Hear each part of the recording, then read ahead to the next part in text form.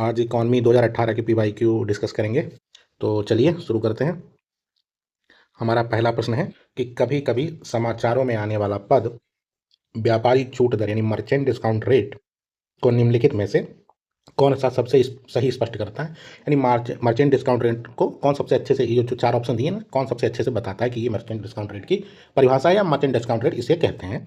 तो जैसे हमारा पहला ऑप्शन है, किसी बैंक द्वारा किसी व्यापारी को उस बैंक के डेबिट कार्ड के माध्यम से भुगतान स्वीकार करने के लिए दिए जाने वाला प्रोत्साहन। दूसरा कह रहा है, यह बैंक द्वारा अपने ग्राहकों को वस्तुओं और सेवाओं के क्रय हेतु वित्तीय लेन देनों के लिए डेबिट कार्ड का प्रयोग करने पर वापस दी जाने वाली राशि है। तीसरा ऑप्शन कह रहा है, यह बैंक द्वारा किसी व्यापारी पर अपने ग्राहकों के डेबिट कार्ड से भुगतान लेने पर लगाया जाने वाला शुल्क है।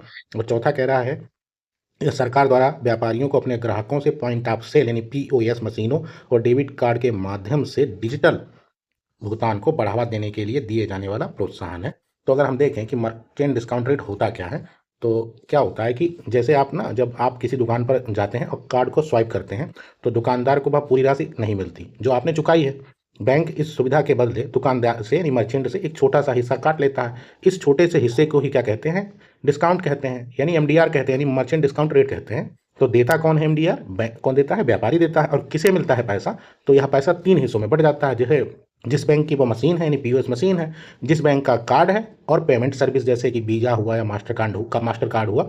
तो ये तीन हिस्सों में मर्चेंट डिस्काउंट रेट बढ़ जाता है। अगर हम उसको उदाहरण समझें तो आप ऐसे समझिए कि आप मान लीजिए कि एक दुकान में गए और आपने 1,000 रुपये का सामान खरीदा और डेबिट कार्ड से आपने पेमेंट किया। ठीक है, तो मान लीजिए कि अगर MDR 1% है तो 1,000 से 10% 10 रुपये काट लिए जाएंगे, यानी दुकानदार को खाते में कितने जाएंगे? दुकानदार के खाते में जाएंगे 990 रुपये। और जो 10 रुपये का अंतर है इसे हम क्या कहेंगे? इसे हम कहेंगे मर्चेंट डिस्काउंट रेट।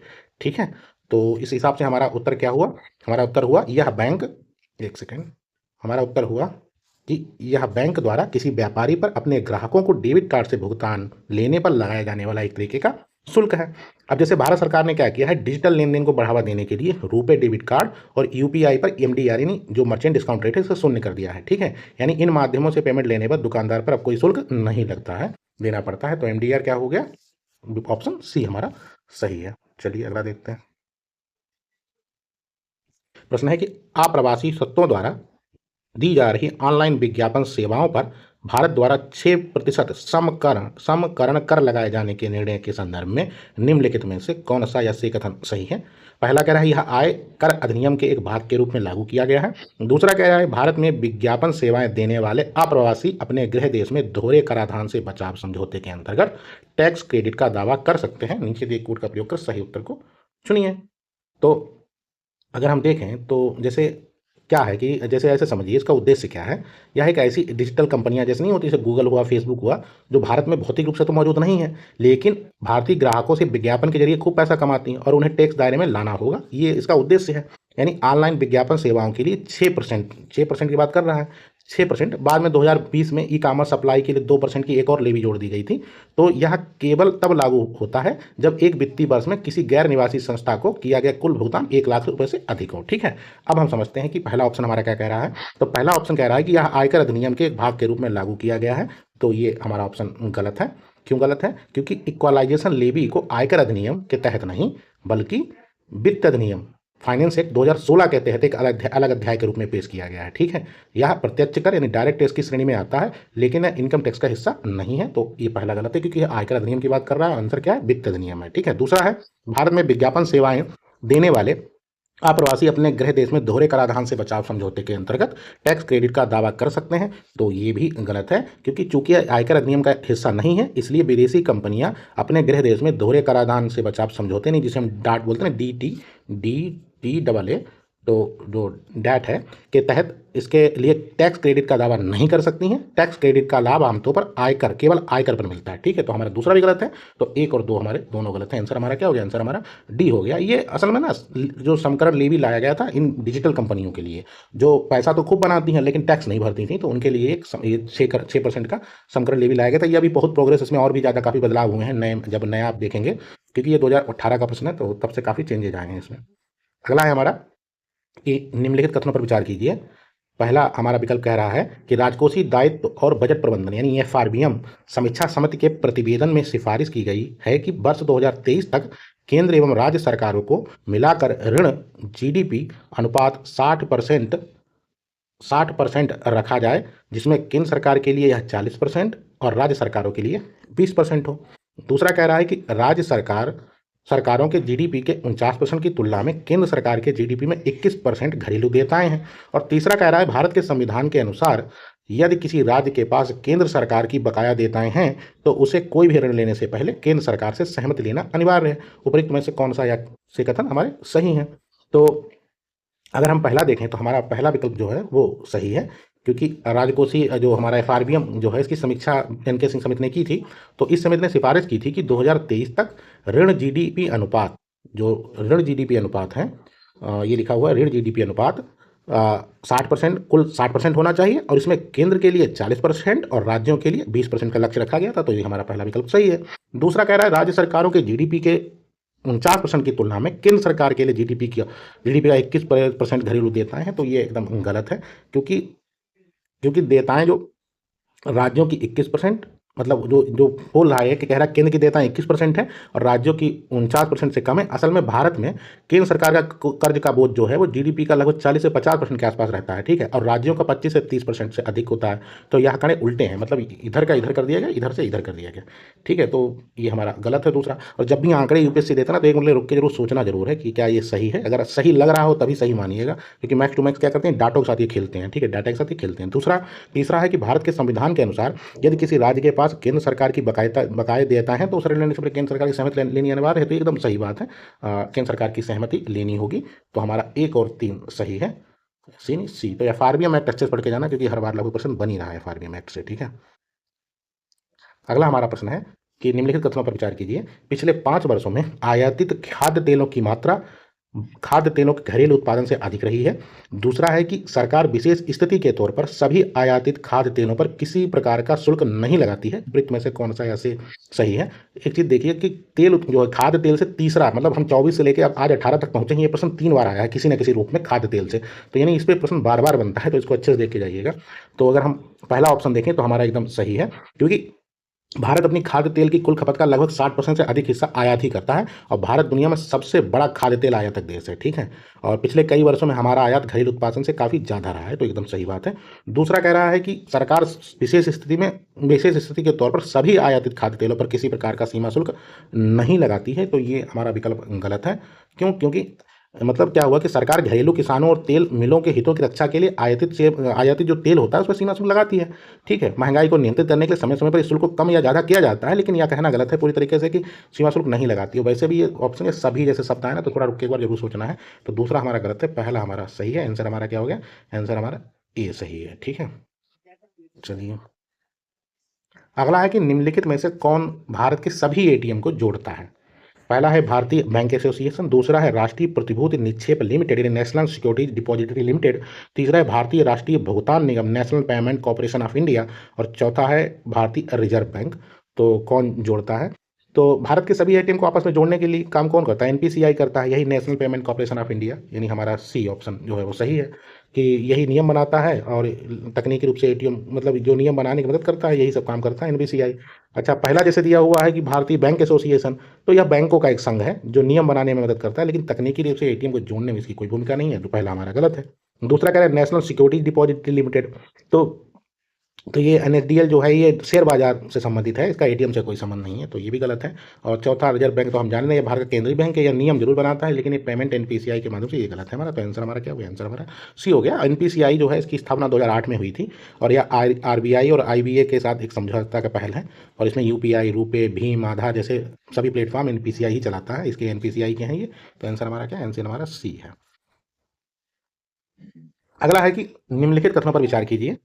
पूंजी पर्याप्त अनुपात यानी CAR वह राशि है जिसे बैंक को अपनी निधियों के रूप में रखना होता है, जिससे वे यदि खाता धारकों द्वारा देयताओं का भुगतान नहीं करने से कोई हानि होती है तो उसका प्रतिकार कर सके। दूसरा है कि CAR का निर्धारण प्रत्येक बैंक द्वारा अलग अलग किया जाता है। वृत्त में से कौन सा ऐसे सही है? तो अगर हम पहला ऑप्शन देखें तो यह सही हमारा ऑप्शन है, क्योंकि CAR यानी जिसे हम कार कहेंगे वह पैसा है जो बैंक अपने पास सुरक्षित रखता है, ताकि अगर उसे कभी ज़रूरत पड़े, ठीक है, उसके द्वारा कर्ज अगर डूब जाए तो बैंक पूरी तरह से बर्बाद ना हो और जमाकर्ताओं का पैसा सुरक्षित रहे। यह एक तरीके से सेफ्टी के रूप में कार्य करता है। तो पहला हमारा सही है। दूसरा कह रहा है कि अलग बैंक का अलग अलग होता है, तो ये हमारा गलत है, क्योंकि CAR का निर्धारण बैंक खुद नहीं करते, बल्कि हमारी RBI जो केंद्रीय बैंक है वो करती है, और ये अंतर्राष्ट्रीय स्तर पर बेसल के मानकों द्वारा किया जाता है। और भारत में RBI ने बैंकों को लिए ही अनिवार्य रखा है, तो दूसरा हमारा गलत है, पहला हमारा सही है।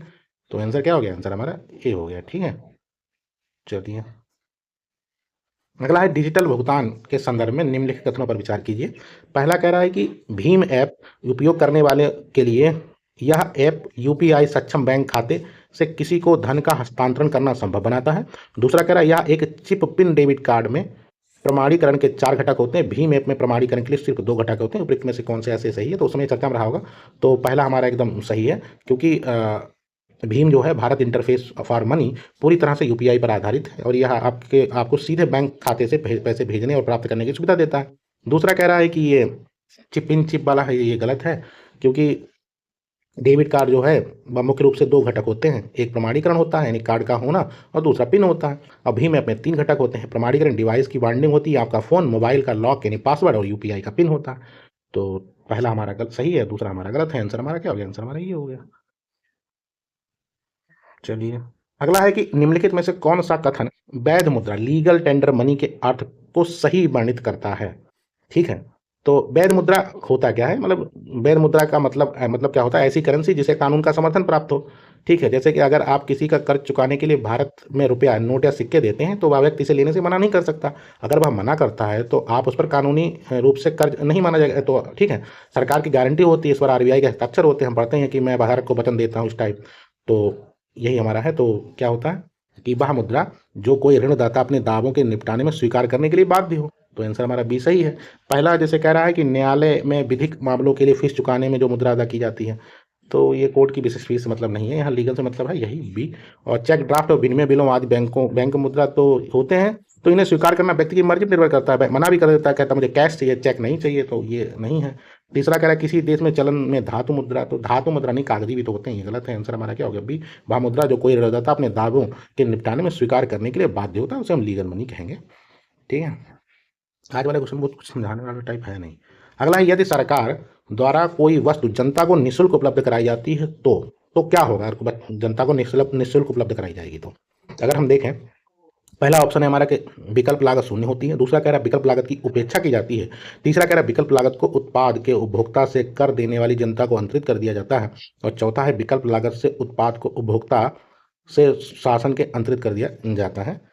तो अगर हम देखें तो पहला हमारा जैसे ना, अगर हम बात करें कि क्या है, तो अर्थशास्त्र में क्या होता है, कुछ वास्तव में कुछ मुफ्त तो नहीं होता है। ठीक, अगर सरकार आपको मुफ्त में अनाज या बिजली दे रही है, तो उस अनाज को उगाने या बिजली बनाने में संसाधन जैसे पैसा श्रम तो लगेगा ही लगेगा, और उन संसाधनों का उपयोग कहीं और जैसे कि स्कूल या अस्पताल बनाने में किया जा सकता था, और वही खोया हुआ दूसरे सबसे अच्छा विकल्प अवसर लगता है। ठीक है, तो क्या है कि लागत कौन भरता है? चूंकि उपभोक्ता इसके लिए पैसे नहीं दे रहा है, तो इसका मतलब है यह नहीं कि लागत उसकी शून्य हो गई है। सरकार उस खर्च को पूरा करने के लिए टैक्स पेयर करदाताओं से पैसे का उपयोग तो करती है, तो लागत खत्म नहीं होती है, बल्कि वह उपभोक्ता को जेब से हटकर करदाताओं की जेब पर चला जाता है, यानी फ्री में तो कुछ मिलता उलता है नहीं।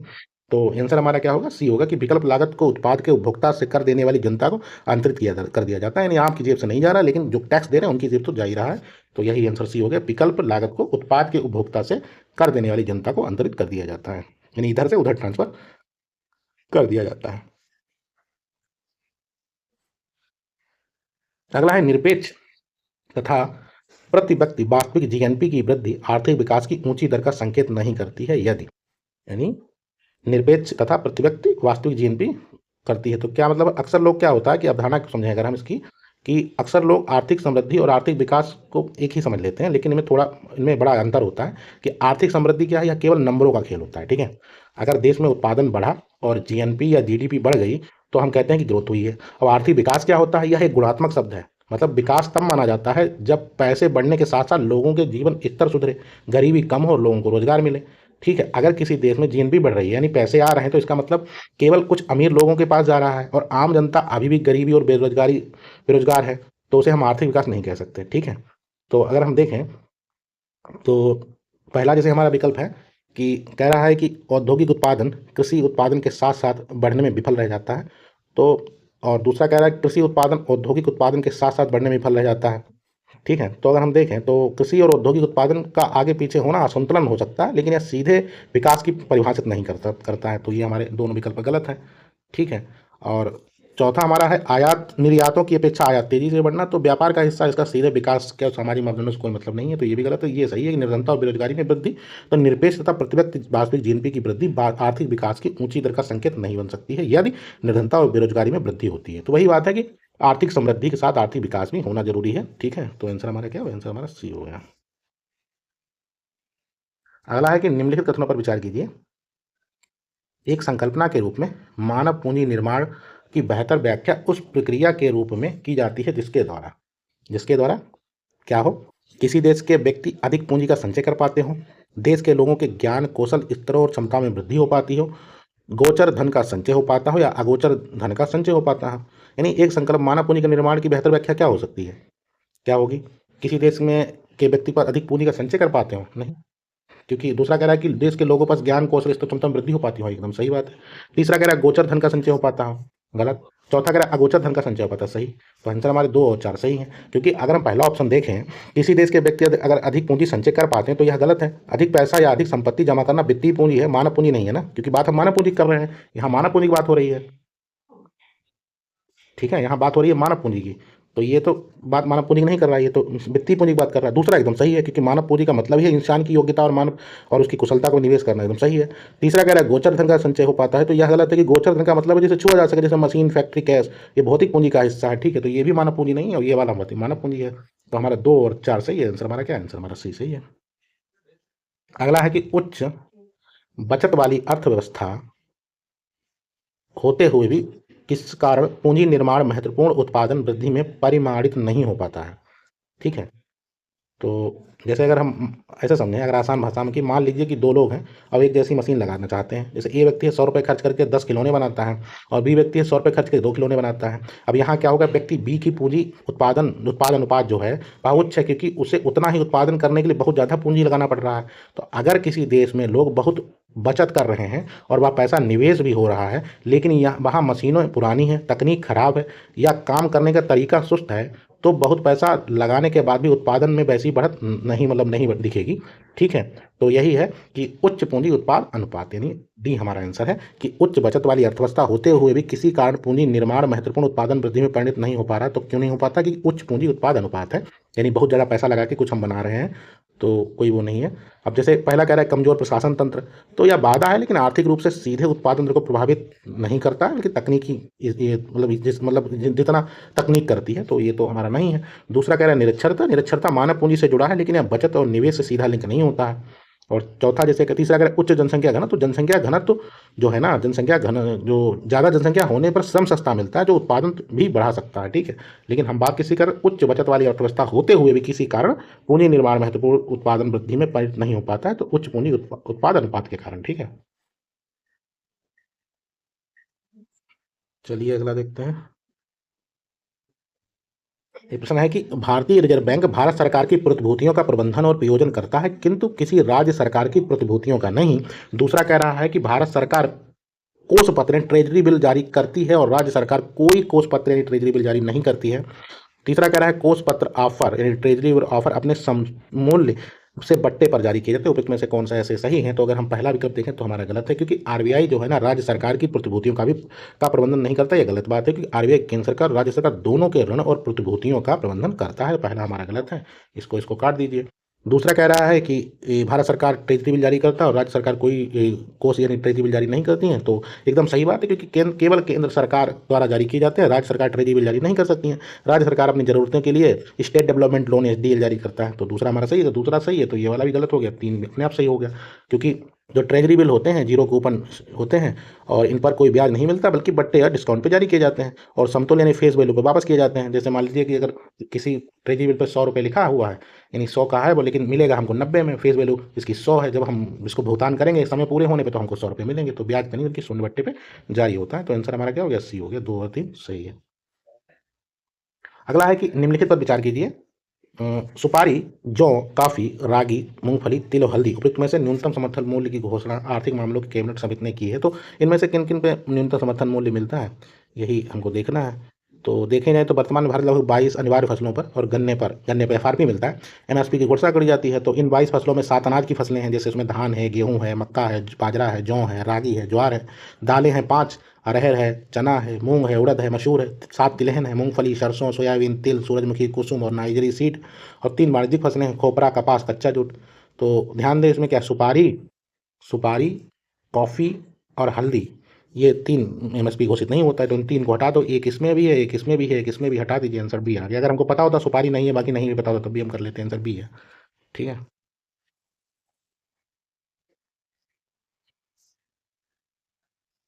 अगला प्रश्न है कि भारत में सार्वजनिक क्षेत्र के बैंकों के संचालन के संबंध में निम्नलिखित कथनों पर विचार कीजिए। तो पहला कह रहा है, पिछले दशक में भारत सरकार द्वारा सार्वजनिक क्षेत्र के बैंकों में पूंजी के अंतर्वेशन में लगातार वृद्धि हुई है। दूसरा कह रहा है, सार्वजनिक क्षेत्र के बैंकों को सुव्यवस्थित करने के लिए मूल भारतीय स्टेट बैंक के साथ इसके सहयोगी बैंकों का विलय किया गया। उपरोक्त में से कौन सा ऐसे सही है?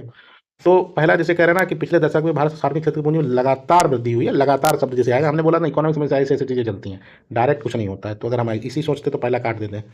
तो पहला कि हालांकि क्या हुआ कि देखा जाए तो पहला हमारा गलत है, क्योंकि बैंकों को डूबते कर्ज यानी एनपीए बचाने के लिए भारी निवेश किया है, लेकिन यह निवेश लगातार नहीं है, बल्कि साल दर साल बढ़ता घटता रहता है। तो पहला हमारा गलत हो गया। दूसरा सही है, क्योंकि 2017 में एसबीआई की 5 सहयोगी बैंकों और भारतीय महिला बैंक का विलय करके एसबीआई कर दिया गया था। तो दूसरा सही है, पहला गलत है। आंसर हमारा क्या होगा, बी हो गया। अब इस प्रश्न को देखिए, निम्नलिखित मदों पर विचार कीजिए। कह रहा है, छिलका उतरे हुए अनाज, मुर्गी अंडे पकाए हुए, संसाधित और डिब्बाबंद मछली, विज्ञापन सामग्री युक्त समाचार पत्र। उपयुक्त मदों में से कौन सा जीएसटी यानी वस्तु सेवा कर के अंतर्गत छूट प्राप्त है? तो ये उस समय का प्रश्न था, तो उस हिसाब से आंसर इसका सी था। अब तो चेंजेज आ गए हैं इसमें जीएसटी में, तो इसको देख लीजिएगा, इसका आंसर सी है। चलिए, ठीक है, धन्यवाद, मिलते हैं नेक्स्ट क्लास में। जो भी हो तो आप जरूर बताइएगा, जरूर कमेंट में कैसा लग रहा है। ठीक है, धन्यवाद, मिलते हैं।